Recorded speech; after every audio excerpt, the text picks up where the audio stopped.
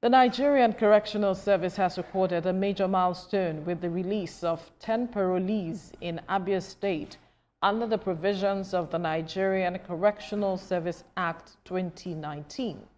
The event marks the first practical application of the parole system in Nigeria and represents a significant advancement in correctional reforms aimed at rehabilitation, reintegration, restorative justice, and custodial decongestion.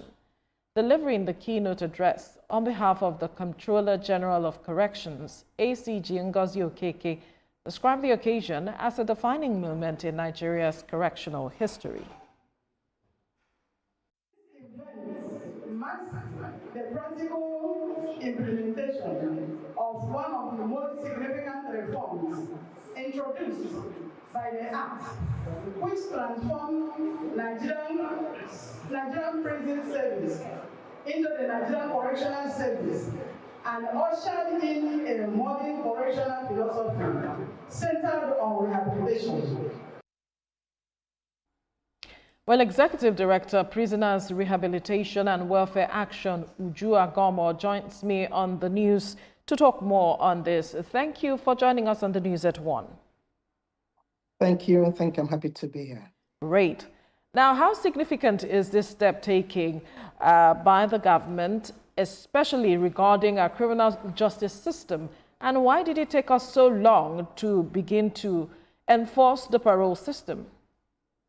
Yeah, thank you very much. And you know that the provision in relation to parole is part of the new innovations that are captured under the Nigerian Correctional Service Act of 2019.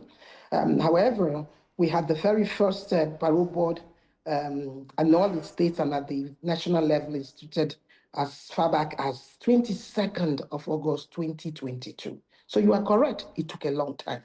So part of that process was also to ensure the development of protocols and guidelines, ensuring that some kind of capacity building is also provided for this multi-sectoral team, because you have retired judges of the High Court. We have also members of the Clinical Psychology Association of Psychiatrists in Nigeria, Civil Society Organization, NDE, and all the rest of that.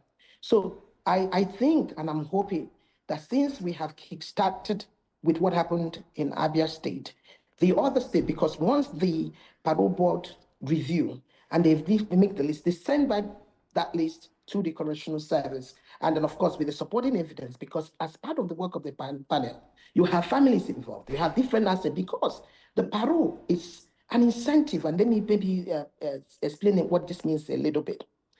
Of all of the different types of non-custodial measures, which we have pursuant to Section 37 sub 1 of the Nigerian Correctional Service Act of 2019. Parole is the only one where the beneficiary is expected to spend time in custody, meaning you have been found guilty. Okay? So it then saying, but there is also a second chance. So if you demonstrate good behavior, you can benefit from parole, of course, after meeting certain levels of criteria. So there's the issue about the fact that you are qualified to be added on the list. There is also the issue about suitability. Okay, so and part of it is to make sure that, okay, you have developed yourself, and the fact that when you go to the community, you will fully integrate.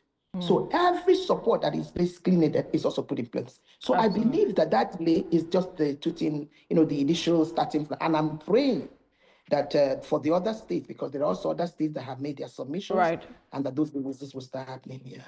I'm happy you mentioned some of the measures put in place and what determines who benefits or who becomes a parolee at the end of the day. But now the question is, how transparent is the process that determines who becomes or who is picked as a parolee at the end of the day? Because Nigerians need to understand how transparent the process is, and that it's not a decision that is taken behind closed doors.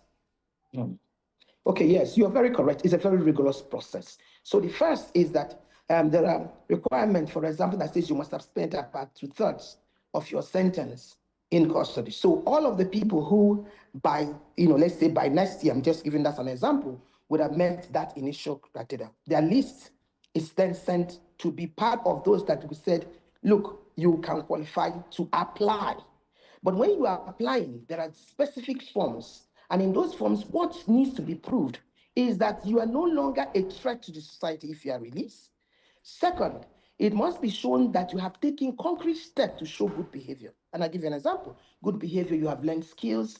Good behavior, you have moved into a process of reconciliation, either with your victim. Good behavior in terms of maybe family members are seeing the value of you and the fact that you have changed for better.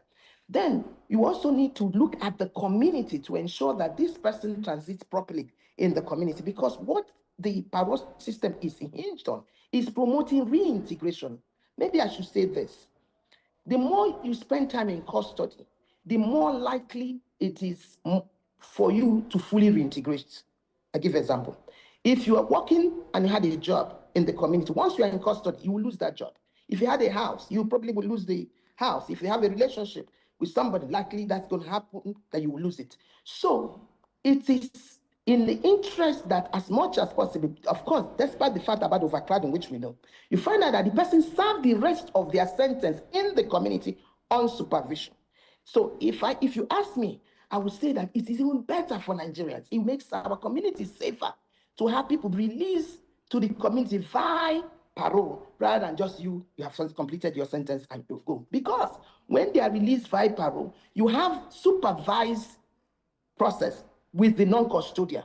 You see what I mean? Right. So it is a very step process. And remember, the members of the parole board are from multi-sectoral agencies. The judiciary, the police is there, the DPP's office, NGOs, all of that. So what Power is promoting that is that we continue to utilize this. It's better for all of us. Now, I like the fact you mentioned public safety, which is a critical issue in this matter. So what measures are in place to ensure that these persons are monitored and accounted for, and that public safety is in place as well?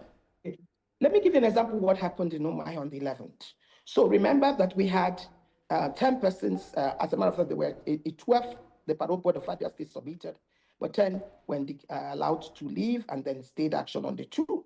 So we had 4 from the Moha Custodial Center, 1 from Arwachu Custodial Center, and 5 from Abia Custodial Center. Part of what Power did is that before this time, we then went to assess those persons and looked at what are the support they need. So we had equipment provided for them in terms of buying sewing machines, buying barbing tools, buying molding machinery, depending on what the skill the person have learned in custody. That is a question about skills acquisition, because a lot of people get into crime because there is no way to sustain them. Secondly, we ensured that their families were there. So immediately that release happened, we had a group session. That group session included the family members that were present in the Moha Custodial Center on the 11th. It included the chaplain, it included the welfare officers, it included the non-custodial officers. As a matter of fact, the head of the parole unit was also of the non-custodial directorate, was also there.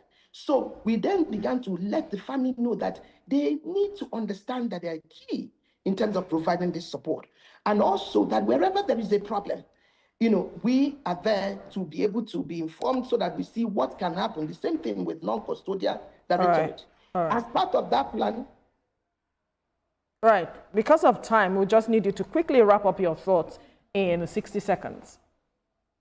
Okay. I think the point I want to say is that this is a very effective thing that we need to do as a people because of the many benefits, apart from the saving money for the government and all of that. And it will help us have more security. So all hands should be on deck for it. Thank you. All right. Executive Director, Prisoners Rehabilitation and Welfare Action, Uju Agomo, thank you for your time on the News at 1. Thank you for having me.